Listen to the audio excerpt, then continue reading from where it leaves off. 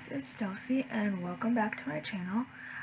Today's video is going to be differences between things in high school and things in college, and I have a total of 6 things that I thought I would talk to you guys about. And yeah, so without further ado, let's get into the video.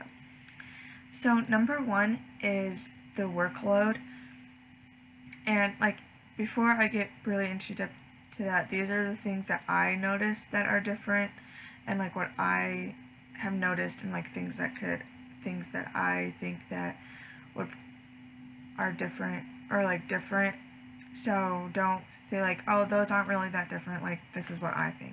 So anyway, number 1 is the workload, and I'm going based off of my senior year and my freshman year of college for me, and I might relate back to all of high school. So my workload my senior year, yeah, there was I had a lot of stuff that I was doing because I was preparing for everything my senior year of high school. I was trying to get all my classes done, all my credits done, getting stuff ready for college. So there was a lot of stuff that I kind of had to do and get done. But there are some days that I went home and didn't really have a lot of homework, or if I didn't have homework at all. So most days in high school, I feel I didn't have a lot of homework to do because I either would do it in class or teachers wouldn't give us homework. And then last year being a freshman in college, and now I'm going into my sophomore year, the workload is a lot more. Yeah, I understand that college is a whole different system, schooling system, kind of, I guess, than high school, but the workload is different. You go to class every day from depending on where your classes were, from mine, some days were 8 o'clock in the morning until 4 o'clock at night, and I'd have breaks here and there, but those breaks were either doing work or eating, or eating breakfast or lunch, or and that was really all that, or practicing my instruments and stuff. So the workload was heavier, and yeah, I know that you're expected to do a lot more in college, but you're also expected to do a lot your senior year of high school, because you have to get a lot of stuff done and make sure you're ready to move on with the next chapter of your life. So number 2 is counselors, and yeah, you're probably thinking, yeah, all counselors are different, but with my experiences in high school, when I was in high school, I me and my counselor met at least once or twice a week at the latest. My sophomore year, we met every single day. So I mean, yeah.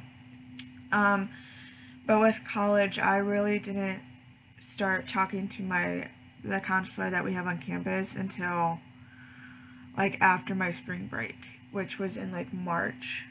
So I started talking to her then, and then we kind of just decided to do appointments. She'd figure out what day each week that she had free, and asked see if I had them free as well.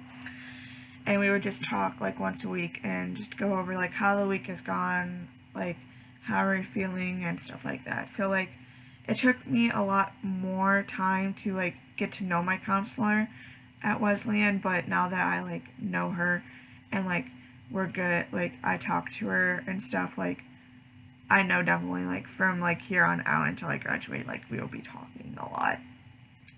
Number 3 is eating and sleeping schedules.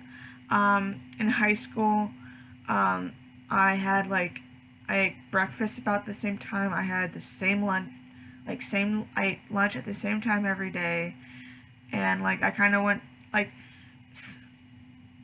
that was my eating schedule. Most nights I ate dinner at the exact same time, so it's kind of a pattern. So my body knew, oh, when I was hungry. But in college, with your eating schedule, it kind of just goes along with how your class schedule is. because last year I was like able to I'd go to my theory class at 8 o'clock in the morning and then be able to have breakfast from 9 to 10, like be able to have that gap to eat, and then like lunch would be at whatever time I got done, like I'd have a gap to eat something. But like, yeah, every day it changed because every day for college, like you may not have the same classes every single day, like it might alternate. And sleeping schedule, like I guess they're kind of like the same in a sense, but like most nights for me during high school, I wasn't up past most nights like 10:30. But like now that I like being in college for a year, like there have been times that I've gone to bed at like 3, 4 o'clock in the morning and had to wake up at 7 o'clock in the morning for my 8 a.m. class. So like you just get like your sleeping schedule gets all messed up in college depending on like what you do and like what things you have to do on certain days. Number 4 is studying. In high school, I studied in high school and in college, but like in high school, like I knew that like the majority of like almost all the time that what I was studying was going to be on the quiz or the test.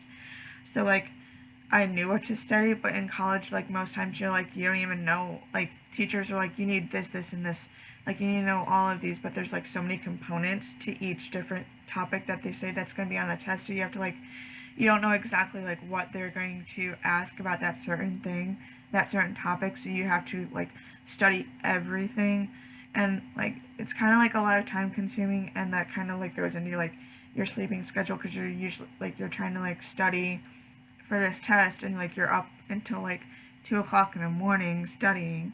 So yeah. Number 5 is friends. And like your high school friends might not still be your friends when you go to college. Like that's just a way of life.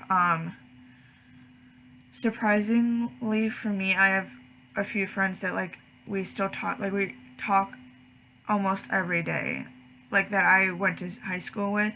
Like me and my best friend that we've been best friends for like a really long time. Like we don't even know like when we started being friends. But like me and her, we Snapchat every day. We talk every day.